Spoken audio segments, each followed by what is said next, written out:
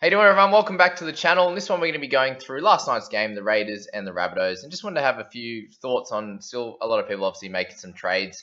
I didn't have anyone playing in last night's game, so obviously have a full slate of guys I can trade apart from the skipper and the vice. So my thoughts around the cash cows again, I don't think it's the best week to bring in these types of guys. As we've spoken about in the past, there's guys that Simkin, bloody all the best cheapies at the start with Walker and stuff like that came in and Schuster that we knew were going to do well. And this one here, we're worried a little bit about job security and things like that. So if you don't have to make a trade to bring in one of these guys, then that's probably the smarter option there. And one guy I haven't talked about too much, which I was having to think about last night, was Nico Hines. He will obviously play the next couple of weeks, so you should be able to make some cash on him. Someone that averages 40 to 50 when he gets the starting fullback role. For however long Paps are going to be out for. They then play in round 13, so you could use him as a slightly cheaper option. He's just over 300k. You could use him for the round 13, and then obviously if there's any injuries around that, then he could possibly play more. If there's an injury to one of the halves, he could play in there as well. So you've got an option with those couple of guys there. If they ever don't play, that he can come in and get that spot. My main caveat with him is the fact that he does play on the bench if he's not in the starting side, and that kills his obviously money making potential, but also his scoring, and can stuff you up around there. So if you're thinking about that, he's an okay option. But the rest of the guys are just be wary on the Currans, the Walshes, these types of guys with what's happening there. But let's jump into this game, and we start off with Colin Matangi getting a 67 again. So I spoke about him during the week as being someone that I'd be wary of. He had one really good score. He had a bunch of scores in the 30s. Started off with a 45 in his first start, but a couple of 30s around that, and that stopped him making money. And last week helped him out. And he got him up. He's up 66k now. And after this 67, he'll be up over 100k in money made. My thoughts around these kind of guys is just you do have to see if they can do it regularly. And 2 scores in a row, even not even playing the full 80, 2 really nice scores is a good little sample size. And I think obviously if you can do it a third time, it'd be even better. But you don't even have to get 67 out of him. If you can get close to 50 out of his scores, then as a middle and an edge, he's a really cool option. But just be wary of obviously the buy cover there. But he's not someone that's going to be playing Origin, so he's only going to miss one game over that period. It's just these type of guys you'd at least want them to be able to make 150, 200k if you're going to bring them in, because they're not going to be a keeper. So just think about that with someone like Colin Matangi there. Jackie Whiten with 59, so a decent game for him, even though the Raiders haven't been playing very well.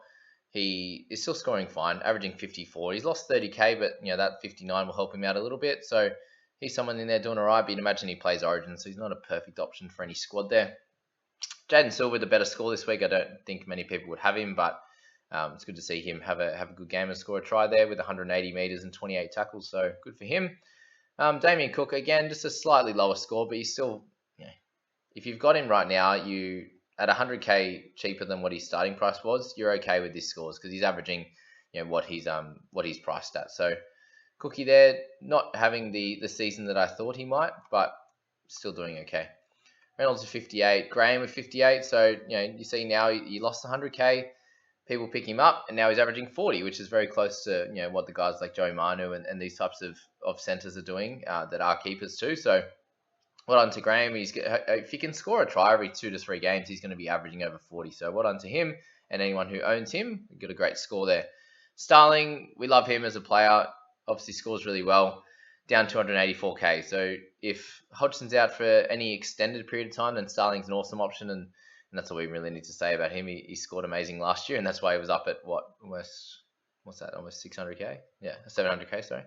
So well done to him. Can't really say much more. Walker played a fullback, got 3 try assists, did okay. 3 tackle busts there. At 580k, he's losing some good cash. So if he doesn't play Origin, he could be a really cool, interesting option at a cut price, sort of cut price keeper status in the halves a little bit later on in the season. But I'd be waiting to see a few more games with Latrell, and if that plays any part in his scoring there. Whitehead 49, Tarpany with 48, still getting a lot cheaper. Only 32 minutes again, so crazy.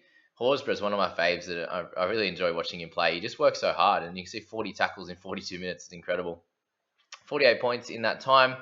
So for him, he'll sort of, with that score, will be holding his price, and I feel like this is probably the lowest you'll get him. What you're looking for with Horsburgh is a starting position and 50 to 55, 60 minutes. And if he gets that, then he is keeper level. He's a 55-point scorer if that's the case, and you can get him at a discount. So just keep waiting and see what happens with someone like Horsburgh. But he's nice to watch, and as I said, a workhorse in that scenario. Sutton with 45 this week, so a little bit down on his scoring. No attacking stats this week. 52 minutes he's still happy with, so I wouldn't be trading him out. Wouldn't be thinking about trading him in at his price currently, but something to think about there. Hudson Young moved to the 7 position and picked up 44, so okay. 45 tackles in there. Obviously spent a little bit of time tackling through the middle, which is good if you're still owning him, but you're worried because he's still going to drop some good, he gained a lot of money and scored really well. Now he's going to drop. So again, just a thought on these types of guys that aren't out and out keepers, then they're not always going to end up in the same position that you want, or they could get dropped to the bench, or that's where your safety usually comes with the guys like Taumalolo and Tohu Harris and these types of guys that have done it for a year at least, and you can see that they're going to keep going with that, and they're kind of the focal point of the team, and you play around them. Like Simon Mannering was perfect for that for the Warriors. As much turmoil as there was with that pack, always every year there's always something going on. He was always that one constant that would play the 80 minutes, and that's what Tohu Harris has turned out to be. So that's an example of those types of guys. Hudson Young, Elliott, Tupanua, all these guys at the start that we were loving and everyone was picking up. They're kind of burning us a little bit now, unfortunately. So moving on. Gagai was 41. We'll leave Tommy Burgess there.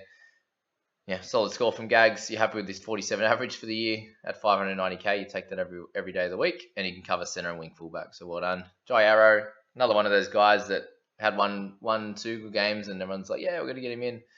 And he's lost 80k now, and not looking like a keeper, not looking like a cash cow, nothing at all. So middle of the rung player, and that's unfortunate for them. Jordan Rapana got 2 goals and 2 tries for 40, so not one tackle break. There you go, 2 tries without even having to break the line, and that's kind of what you should expect from these kind of guys. I talk about Supercoach a bit, and Rapana would have got 80 or something in Supercoach, so for not doing too much, just literally catching the ball and diving in the corner. So a score you would expect, but if you own him, you're happy with that in the center or the wing fullback. With 40, I got him in the alternates, and that's fine. Ray Gula, Nichols, Johnston, Aikens with 38 again, so he's actually done pretty well. Way better than he did at the Panthers, the bastard. So he's got a line break try assist, a line break assist there. So his meters have been really good though, up to 200, which has kept him safe. So he's someone that you could have brought in, but I don't think he's going to average anywhere close to 40 over the next bunch of weeks. So, but he keeps doing it for now. We'll see what happens from there. Curtis Scott and Chris, 34 apiece. Haven't been averaging that well, so and Raiders aren't playing great, so I wouldn't be thinking about them. Corey Harawira with 30 in his 80 minutes, so 6 missed tackles and 4 errors, which is crazy.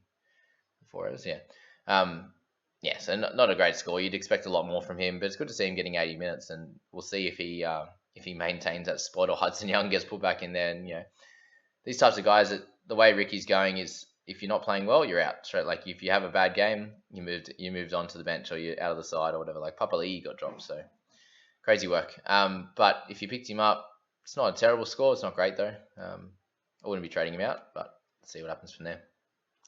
Benji wasn't as incredible this week, but did have a nice try assist in the first half. Cam Murray with 18 points. Obviously, he had to go off, and that is a bit of an issue. And a lot of people obviously trade him out a few weeks ago. He picks up a 90 odd, picks up a 70. I reckon a lot of people are picking him up again this week, and then he gets 18. So sorry to see for all the Murray owners, and that's going to obviously drop his price a bit. But if he's actually okay and can keep playing week to week, you got to hold on to him because he was averaging 57, 58 before this game, and you want to hold on to that player that's scoring something like that. So unfortunate for him and anyone who owns him, but that's just how it goes. Ryan James, 23 minutes, so good player, and they need some. They look gassed at the end of it, and they're playing these types of guys like Soliola 9 minutes and James 23 minutes. I don't understand it. There's a lot going on at the Raiders at the moment, and Bunnies have been okay of recent time, but and then they come out and same thing. It was kind of back and forth a little bit. They weren't playing amazing, and then they just run away with it a bit. So Raiders in a spot of bother, and the question remains now: Are they going to be a top 8 team, or are they going to be are they going to be around the Tigers level, that 8th, 9th? Tigers probably won't get that this year, but it's good to see that like the Rabbitohs side, they're still managing to get wins. They're coming second. I think that's really all that matters at this point, is that you're getting out away from injuries. You're building into the season and peaking at the right time. And we'll see what happens with the Eels, for example, with that. Though last year they obviously peaked way too early. Hopefully, that's something that the Roosters have done in previous years. Is just we're slowly working it out and then really peak come finals time. So we'll see what happens with them. But decent game of footy all round. Not a lot of players in this that I think a lot of us have. So obviously we'll be stacked more to the back end of the week. But as I said, I hope you enjoyed that, guys. Please hit like and subscribe if you're enjoying these, and we'll catch you in our next bunch of videos analysing the Friday, Saturday, and Sunday games. So see you guys. Have a good one.